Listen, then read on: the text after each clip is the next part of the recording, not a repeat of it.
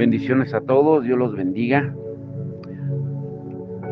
La fuente del temor de Dios, como estudiamos ayer, que tiene su base en el perdón, nos lleva a que cada uno de nosotros debemos tener una conciencia.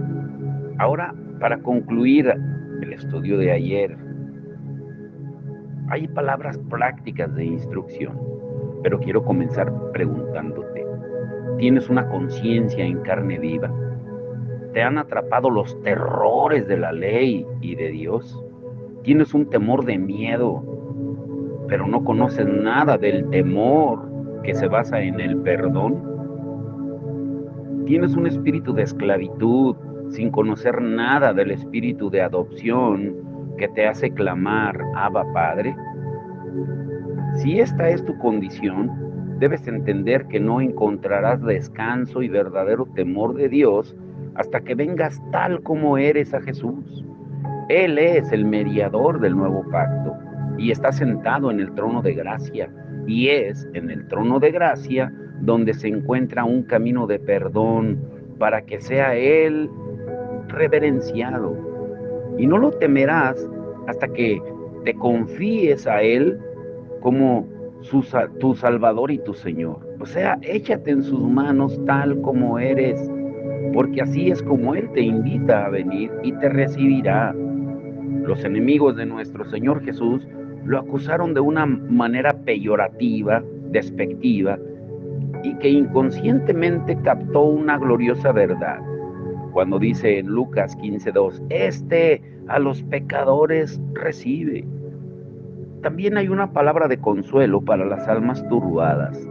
Hay verdaderos hijos de Dios que se sienten a sí mismos tan pecadores que a veces se preguntan, ¿cómo puede ser que Dios los soporte tanto? Si esta es tu condición, no escuches a la gente que te dice que simplemente olvides tus pecados y te regocijes en el Señor. No, no olvides tu pecado. Más bien deja que el Espíritu Santo te muestre todo tu pecado, que Él sabe que eres capaz de soportar, dándote cuenta de que Él tan solo te muestra una milésima parte del mismo. El Espíritu de Dios te capacitará para poder decir con el salmista, si mirares a los pecados, ¿quién, oh Señor, podrá mantenerse? Como leímos en el Salmo 130. Entonces, cuanto más mires tu pecado, tanto más estarás asombrado de la grandeza de la gloria de Dios al proveer perdón.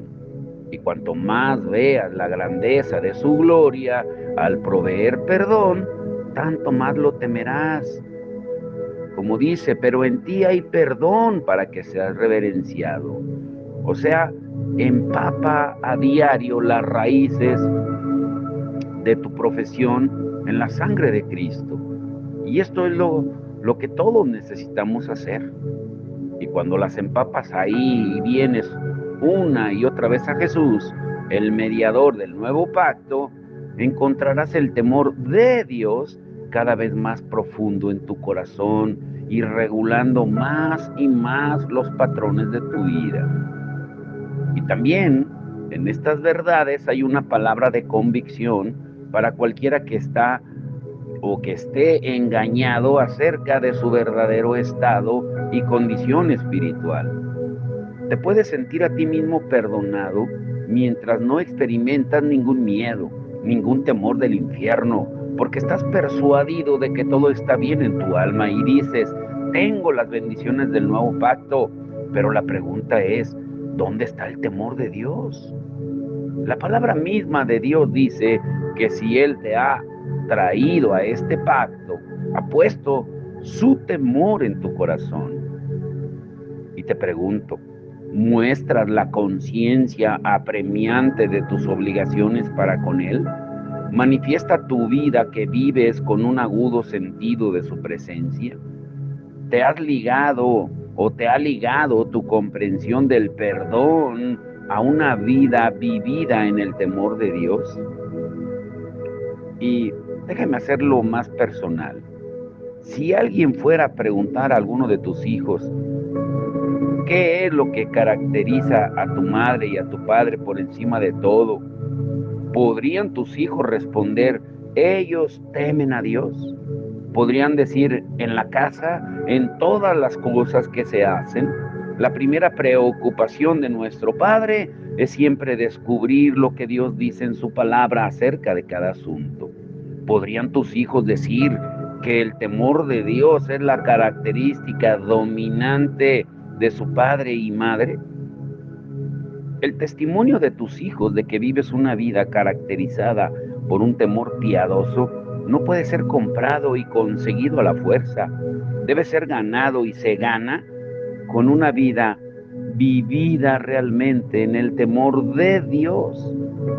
Pero puedes admitir que tus hijos o cualquiera que viva tan cerca de ti para conocer lo que te mueve, no pueden dar este testimonio acerca de ti.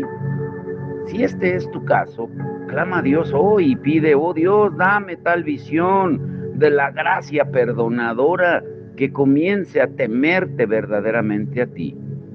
El temor de Dios que marca al verdadero creyente comienza con el perdón de pecados en el ambiente de todas las provisiones de gracia del nuevo pacto. Y te quiero dejar con esta serie de preguntas, 7 preguntas, antes de entrar a nuestro estudio de hoy. Esto solamente es una conclusión de lo que estuvimos viendo antier y ayer. 7 preguntas para la reflexión. Número 1. ¿Por qué es importante conocer la fuente del temor de Dios? Número 2. ¿Qué pasajes de las Escrituras nos ayudan especialmente a enmarcar una comprensión bíblica de la fuente del temor de Dios, que es el alma de la piedad? Número 3. ¿Qué bendiciones están prometidas específicamente en la administración del nuevo pacto? Número 4.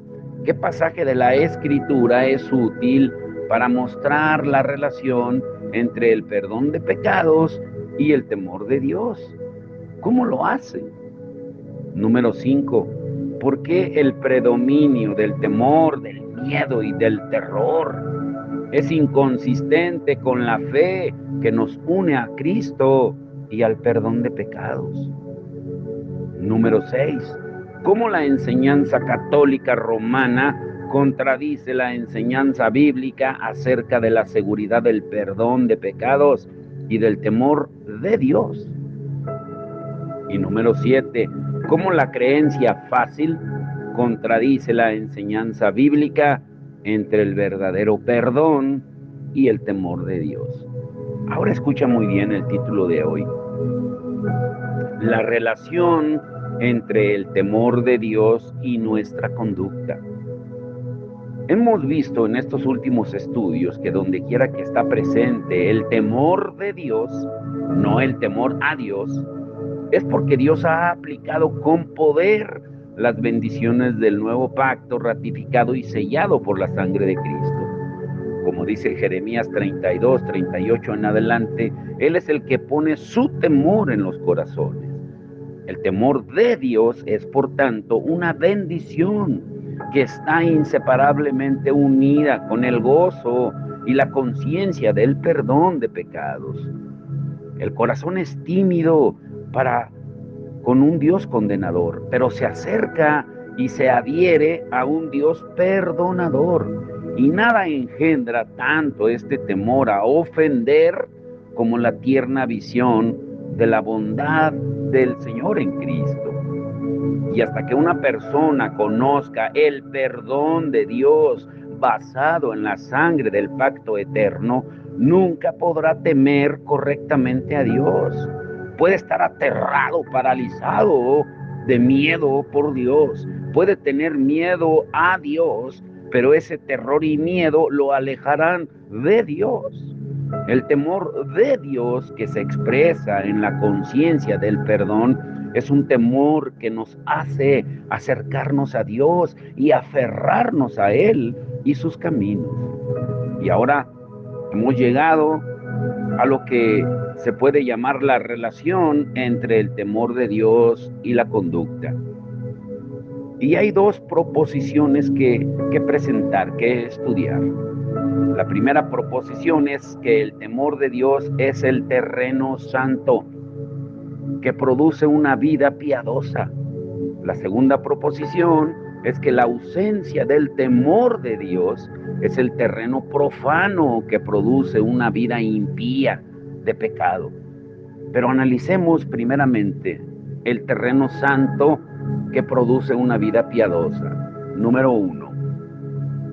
¿Cuál es el efecto práctico del temor de Dios en la vida de un hijo de Dios?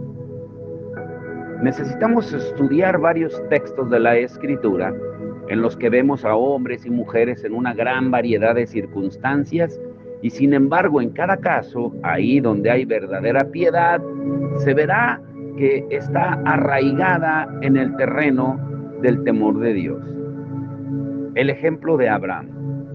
En los primeros versículos de Génesis 12 se nos dice que Abraham fue llamado por Dios para dejar su tierra.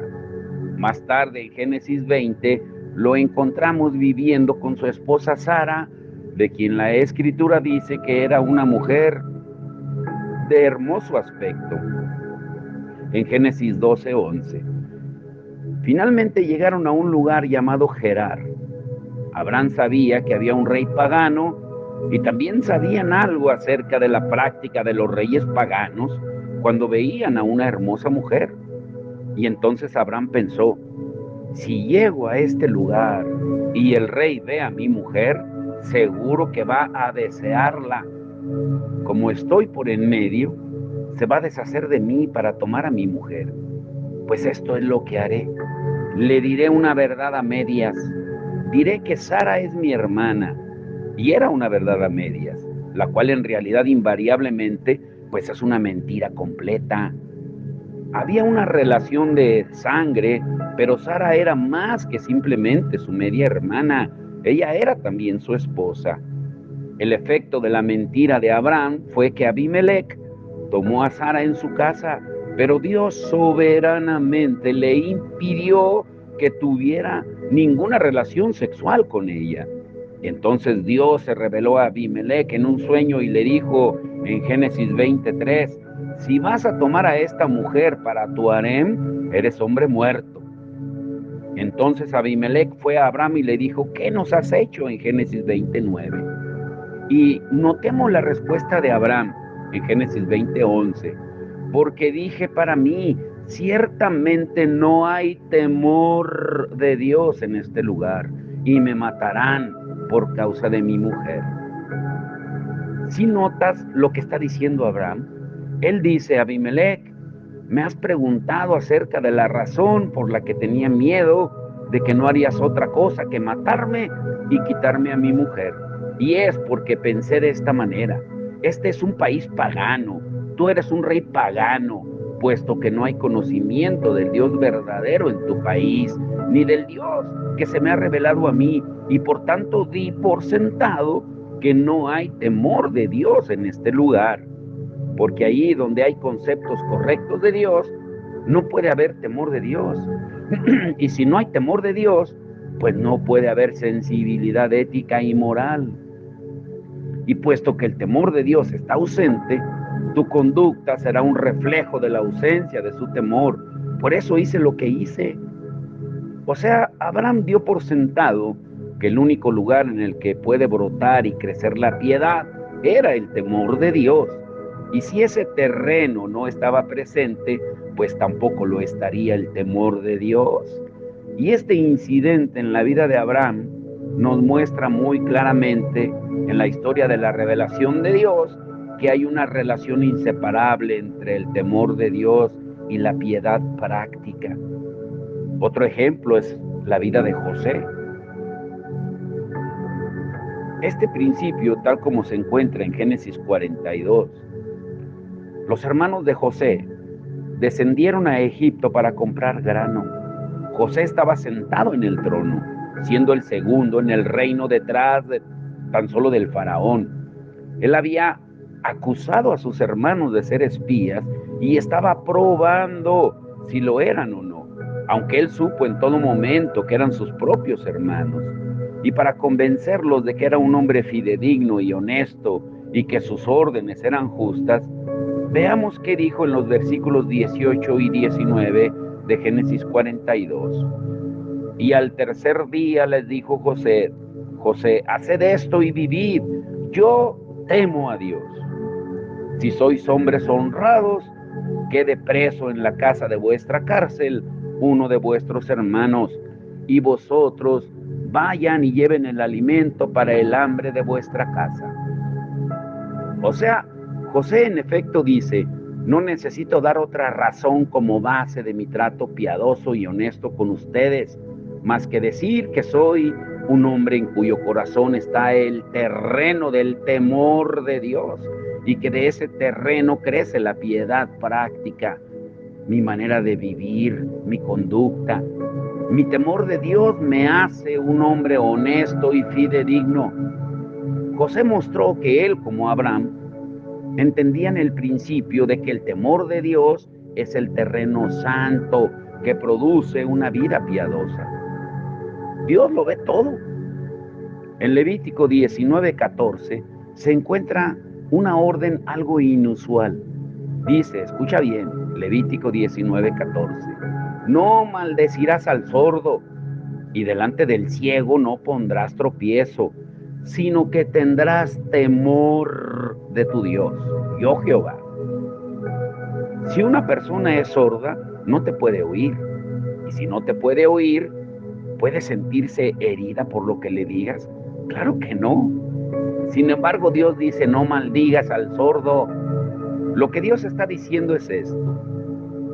Tu conducta con respecto a otros no debe estar gobernada por su capacidad de responder en contra de tus ofensas. No debe estar gobernada por su impacto sobre tu reputación ante ellos. El principio que ha de gobernar toda tu conducta con todo el mundo, en toda circunstancia y en todo tiempo, es que su ojo está sobre ti y te mira.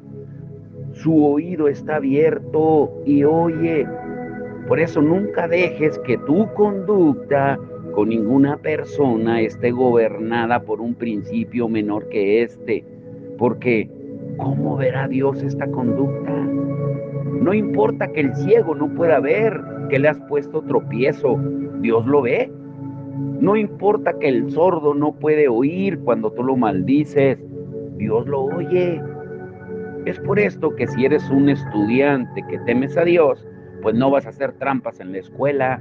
Si estás andando en el temor de Dios, tu maestro se puede ir a tomar un descanso de 3 horas mientras estás haciendo tu examen final. Y no harás la más mínima diferencia, no hará la más mínima diferencia si el maestro está ahí o no en lo que a tu honestidad se refiere, incluso si él está ausente o presente, porque solo pondrías en el examen lo que has aprendido. No vas a deslizar una mirada al libro que está en el pupitre enfrente de ti, ni sacarás un acordeón o una nota para copiar. Pero ¿qué ocurre si eres un tramposo consumado? Pues esto dirá que tú no conoces nada del temor de Dios. Y no importa que el maestro no te pueda ver, Dios te ve. O puede ser que seas un joven que tiene 2 vocabularios. Uno, el que usas en casa y en la iglesia, y otro, el que usas mientras estás con tus amigos. Y puedes maldecir tanto como cualquiera de ellos, pero nunca dejarías que tu madre o tu padre oyera una sola de esas palabras. ¿Qué son tu padre y tu madre en comparación con Dios? No oye Él. Él sabe cada vez que juras. Él te puede decir el tiempo, lugar, ocasión y volumen de decibeles de tus últimas maldiciones. Si te contentas con que tu madre y tu padre no lo oyen y no saben, pues entonces eso es un indicativo de que no estás andando en el temor de Dios. Los adultos hacen frente a las mismas tentaciones y las mismas realidades en muchas situaciones. Por ejemplo, en Estados Unidos, cuando se llega el mes de abril, la mayoría se sienta para hacer sus declaraciones del IRS de impuestos, de los taxis, y debemos o deben ser cuidadosos en no recortar ingresos, como si cada inspector de impuestos desde las oficinas de Maine hasta California los estuviera mirando por encima de los hombros. ¿Por qué? Porque deben declarar sus ingresos en el temor de Dios. Deben ser conscientes de lo que ponen en esa declaración y debe pasar la prueba del ojo de la omnisciencia de Dios y no solo el ojo de los agentes del IRS. Si eres capaz de hacer trampas en tu declaración de ingresos y pides más deducciones por la iglesia de lo que en realidad das, y este es el patrón de tu vida, pues entonces no conoces nada del temor de Dios. Y Dios presentará tu patrón de robo y deshonestidad como testimonio contra ti en el día del juicio, a no ser que te arrepientas. Es el temor de Dios el que hace que un hombre en la oficina o en la tienda sea cuidadoso en evitar miradas lascivas o coquetas, como ocurriría si su mujer estuviera a su lado y ella fuera una mujer justamente celosa. Si andas en el temor de Dios, eres un hombre con anteojeras, así como los caballos cuando están haciendo surcos o sembrando. Hay un control en tus ojos. ¿Por qué? Porque sabes que en última instancia lo que importa no es que tu mujer vea y que ella sepa, sino que Dios ve y que Él sabe. Y estás intentando guardar un corazón puro ante sus ojos. La Escritura dice que Job era un hombre temeroso de Dios y apartado del mal en Job 1:1. Y una de las manifestaciones específicas y concretas de su temor de Dios se encuentra en las palabras que habló en Job 31:1, cuando él dice: hice pacto con mis ojos, ¿cómo pues había yo de mirar a una virgen? Todo hombre que es coqueto y lascivo en sus miradas y palabras como patrón de su vida, no conoce nada del temor de Dios. Según el uso que la Biblia hace de la palabra, es un adúltero que no heredará el reino de Dios, como Jesús lo dijo en Mateo 5, 27 y 28. No solamente es el acto, sino la mirada, y también como lo dice 1 Corintios 6, 9. Por eso tienes que tener conciencia de que el ojo de Dios nos ve. Y eso aumentará el temor de Dios en nuestra conducta. Esta instructiva ilustración sacada de la vida real de cómo opera el temor de Dios a un nivel muy práctico se encuentra en Nehemías 5, 14 al 15. Y Nehemías le dice al pueblo: también desde el día que me mandó el rey que fuese gobernador de ellos en la tierra de Judá, desde el año 20 del rey Artajerjes hasta el año 32, 12 años, ni yo ni mis hermanos comimos el pan del gobernador. Pero los primeros gobernadores que fueron antes de mí abrumaron al pueblo y tomaron de ellos por el pan y por el vino más de 40 siclos de plata, y aún sus criados se enseñoreaban del pueblo, pero yo no hice así a causa del temor de Dios. Nehemías dice que no hizo lo que sus predecesores hicieron, es decir, usar la posición de liderazgo que habían recibido como trampolín para su ganancia personal a causa del temor de Dios. La base de su conducta era su conciencia de que la mirada de Dios estaba sobre él. Él reconoció que si usaba su posición en beneficio propio, habría perdido la sonrisa de Dios. Tan solo este hecho era suficiente para hacer que Nehemías anduviera en un camino en el que rehusaba obtener beneficio de otros para ganancia personal. Y te pregunto, ¿no es este uno de los mayores problemas en las relaciones humanas? Que la gente saca ventaja de otros por ganancia personal. Y no se diga ahorita que estamos en tiempos políticos electorales aquí en México. A menudo somos insensibles a las necesidades de los demás en la realización de nuestras propias necesidades y nuestros propios deseos. A menudo somos egoístas al buscar vivir para nuestra propia satisfacción mientras pisoteamos las necesidades de otros. Somos mezquinos en las transacciones comerciales, somos irracionales en nuestras expectativas como padres. ¿Cuál es el gran remedio para todo esto?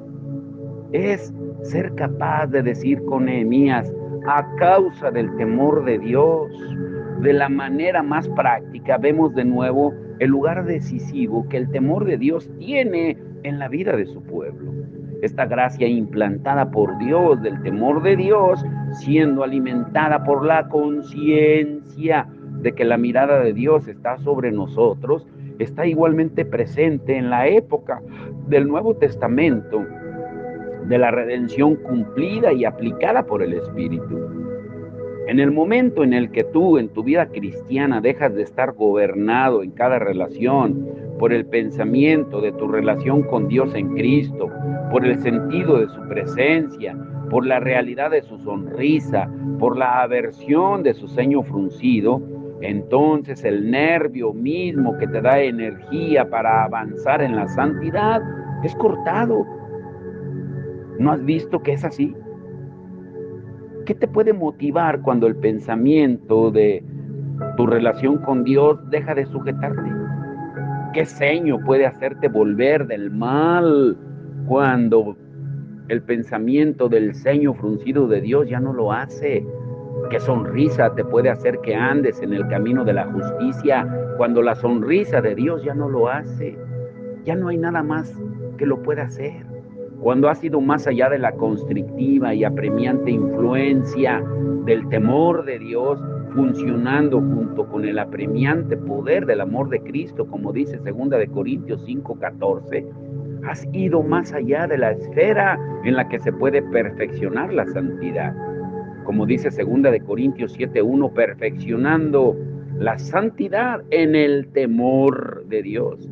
O sea, el único terreno en el que crece la piedad es el temor de Dios. Ahora te quiero dejar con esto. Escucha bien.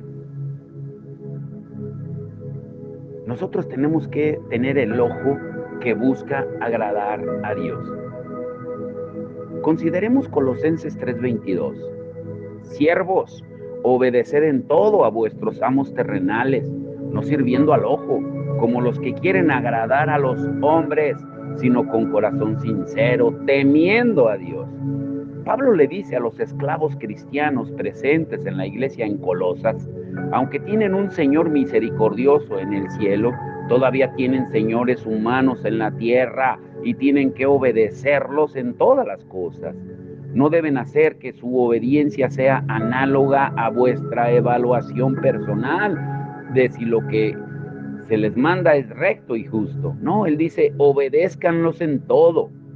La única opción es si ordenan algo contrario a la ley de Dios. Es esencial que los nuevos creyentes aprendan esta lección. Cualquier relación en la que entres en virtud de la fe en Cristo no cancela las demandas de aquellas relaciones que ya existían cuando fuiste unido a Cristo. Pablo sabe que hay dos maneras diferentes en las que los siervos pueden obedecer a sus señores. Ellos pueden servirlos, primero, al ojo como los que quieren agradar a los hombres. Es decir, no hagan su trabajo a los ojos del amo, porque en 3 minutos su señor se irá, saldrá a sus negocios en la ciudad y ya no estará mirando. Entonces, ¿qué te motivará a cumplir las tareas que te han asignado? ¿Qué hará que te pongas frenético para llevar a cabo esa tediosa tarea que tienes delante de ti? Habrás perdido mucho de tu motivación si estás motivado tan solo por la presencia del amo. Pero hay otra manera en la que los siervos pueden obedecer a sus señores, con un corazón sincero, temiendo a Dios. Y ese es el ambiente en el que Pablo motiva a esos esclavos cristianos a que hagan su trabajo con sinceridad de corazón. Significa con un corazón que no está dividido entre buscar agradar a los hombres y agradar a Dios. Significa con un corazón que es simple al marchar y actuar en el temor de Dios, temiendo a Dios. Ahora, Significa esto que la única manera en la que un esclavo puede hacer su trabajo rutinario de manera aceptable a Dios es hacerlo en el ámbito del temor de Dios. Absolutamente. El temor de Dios está para motivarnos dentro de un muy amplio espectro de deberes, desde el rey reinando con justicia hasta el esclavo común limpiando la suciedad y el estiércol en un establo de animales. Al igual que ocurre con el siervo, la única manera en la que el rey puede cumplir sus deberes de manera aceptable a Dios es hacerlo en el ámbito del temor de Dios. Y lo mismo es cierto en cuanto al esclavo. El ojo del Señor en la tierra no ha de ser lo que más nos preocupe, sino el ojo del Señor en el cielo. Ahora, ¿cuáles son entonces las implicaciones prácticas? Mañana lo veremos. Pero por hoy vamos a orar. Padre, en el nombre de Jesús, te damos toda la gloria y la honra, Señor. Gracias por enseñarnos que el temor de Dios y nuestra conducta están unidos, porque el buen árbol no puede dar frutos malos, ni el árbol malo puede dar frutos buenos, porque lo que tengamos dentro, eso es lo que vamos a reflejar. Eso es exactamente lo que dice tu palabra cuando dice que mostremos los frutos del Espíritu y comienza con el amor. Señor, y lo que nos va a detener es el amor que produce el temor de ofender tu santidad, de ofender, Señor, tu gloriosa santidad, de un Dios 3 veces santo. Por eso hoy te rogamos, Señor, que nuestra conducta sea de acuerdo a lo que profesamos decir que creemos. Y no son reglas, sino eres tú viviendo en cada uno de nosotros. Como Pablo decía en Gálatas 2:20, porque ya no vivo yo, mas Cristo vive en mí. Si Cristo vive en mí, vamos a dar frutos de Cristo, de su carácter, del amor, del gozo, la paz, la paciencia, la fe, la bondad, la mansedumbre, la templanza, el dominio propio. Porque ese es el verdadero fruto del temor de Dios, el fruto del espíritu de temor que habita en cada uno de nosotros. Hoy te rogamos que aumente, Señor, cada día para mantenernos alejados del mal, apartados del mal. Pero no por miedo al castigo, sino por miedo, por temor a Dios de ofender tu santidad. No por el terror a ir al infierno, sino por el miedo a ofender tu santidad, Señor. Ayúdanos a entenderlo y ser como esos serafines, como dice Isaías 6, que vuelan alrededor del trono y ellos incluso cubren sus ojos y ellos no tienen pecado, pero aún así no se atreven a mirar la santidad de Dios. Y cubren sus pies porque se sienten indignos de caminar, Señor, delante de tu presencia. Que ese temor reverente tuyo inunde nuestra vida en cada aspecto, en nuestra familia, en el trabajo, donde quiera que vayamos, Señor. Que seas tú guardándonos en el temor tuyo. Te lo rogamos en el nombre de Jesús. Amén y amén.